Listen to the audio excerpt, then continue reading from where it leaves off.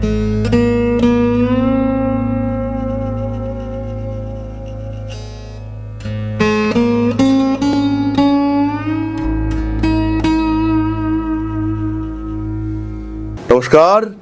মকর রাশি কালপুরুষের দশম রাশি, শনির দ্বারা প্রভাবিত এই রাশি এবং ভীষণ কর্মমুখর, প্রচন্ড কর্তব্য পরায়ণ, কোনো দিকে যেন ঘাটতি নেই।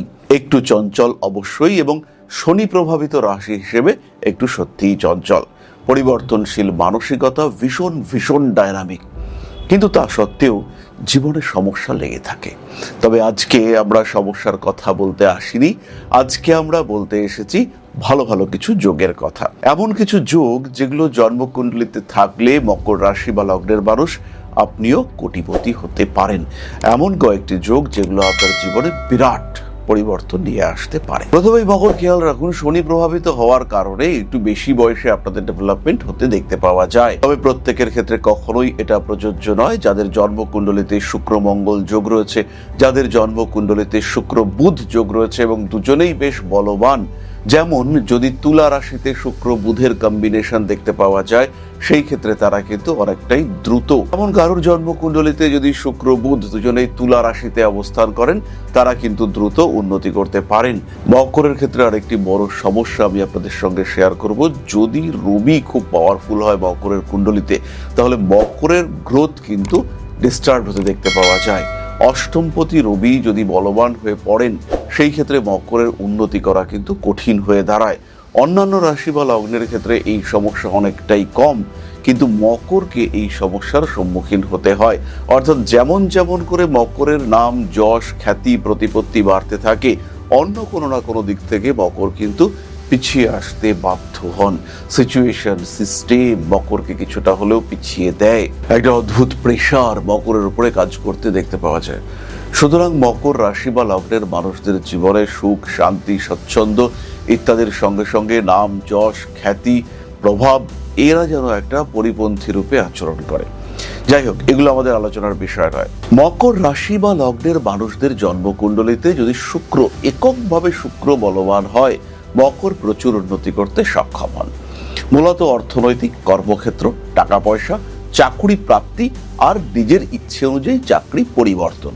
যখন যেরকম চাকরি ইচ্ছে তখন সেরকম চাকরির দিকে যাওয়ার প্রচেষ্টা, এটা মকরের ক্ষেত্রে আমরা দেখতে পাই। অর্থনৈতিক দিক থেকে প্রবল সাফল্য আসে এবং মকর নিজের ইচ্ছে অনুযায়ী কাজকর্ম করতে পছন্দ করেন। জন্মকুণ্ডলিতে যদি শুক্র মঙ্গল যোগ দেখতে পাওয়া যায়, মকর চাকরি করেন এবং প্রচুর টাকা পয়সা উপার্জন করতে সক্ষম হন। আবার এই শুক্র মঙ্গল যোগে মকরের ক্রিয়েটিভিটি, সৃজনশীলতা চরম মাত্রায় বিকশিত হতে দেখতে পাওয়া যায়। খুব বড় লেভেলের শিল্পী, আর্টিস্ট তারা কিন্তু এই যোগে জন্মগ্রহণ করে থাকেন। মকর রাশি বা লগ্নের মানুষদের জন্মকুণ্ডলিতে যদি মঙ্গল এবং বুধের সংযোগ দেখতে পাওয়া যায়, জাতক স্টক মার্কেট বা অন্য কোনো মাধ্যমে প্রচুর অর্থ উপার্জন করতে পারেন। এরা চাকুরির সঙ্গে সঙ্গে ব্যবসাতেও নিজেকে নিবেশ করেন, আর তার সঙ্গে সঙ্গে সেই ব্যবসা থেকে তারা প্রচুর অর্থ উপার্জন করতে সমর্থ হয়ে থাকেন। মকর রাশি বা লগ্নের মানুষদের জন্মকুণ্ডলিতে যদি মঙ্গল অতিরিক্ত বলবান হয়ে থাকে, সেই ক্ষেত্রে তারা গৃহ নির্ভর পেশায় প্রচন্ড উন্নতি করতে সক্ষম হন। আবার জন্মকুণ্ডলিতে যদি শুক্র বুধের কম্বিনেশন দেখতে পাওয়া যায়, এটাও কিন্তু অত্যন্ত পজিটিভ কম্বিনেশন এবং শুক্র বুধের কম্বিনেশনে খুব বড় বড় ব্যবসায় সৃষ্টি হতে দেখতে পাওয়া যায়।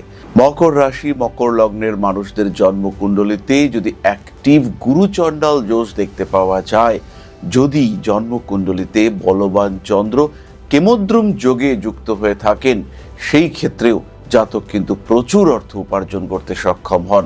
জন্মকুণ্ডলিতে সপ্তমপতি অর্থাৎ চন্দ্র পঞ্চমে উচ্চ ক্ষেত্রে, কিন্তু তিনি কেমদ্রুম যোগে রয়েছেন। এই জাতক উন্নতি করবে, একার প্রচেষ্টায়, একা লড়াই করে এই জাতক উন্নতি করবে এবং করবেই।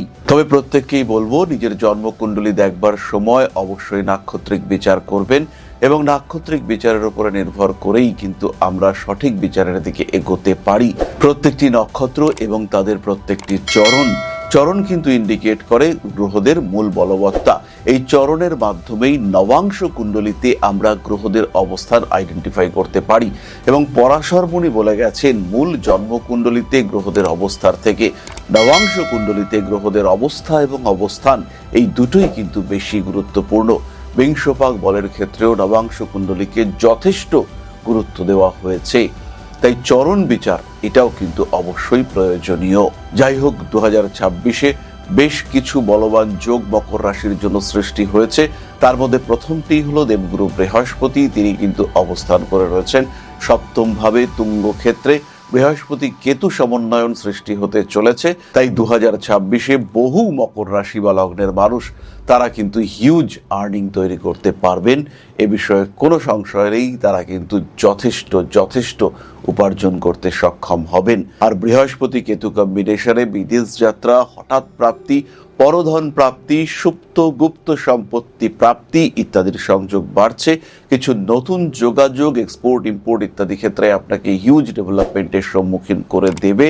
নিশ্চিন্তে নির্দ্বিধায় নিজের লক্ষ্যের দিকে অগ্রসর হওয়ার চেষ্টা করুন, সময় ভালো আসছে, এ বিষয়ে কোনো সন্দেহ নেই। ভালো থাকুন, মা আদি শক্তির আশীর্বাদ রয়েছে আপনার সাথে। জয় মা আদি শক্তি। নমস্কার।